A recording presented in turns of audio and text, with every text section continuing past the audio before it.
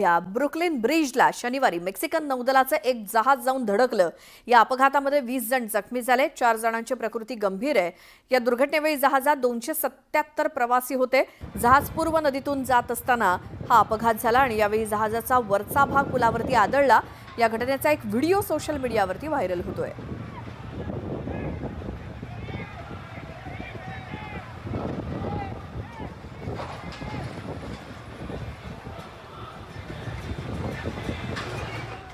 Holy crap. You're gonna hit the dock. The camera!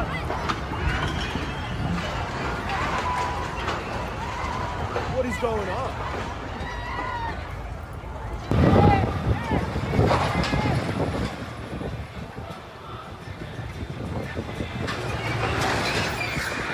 Oh no! Whoa!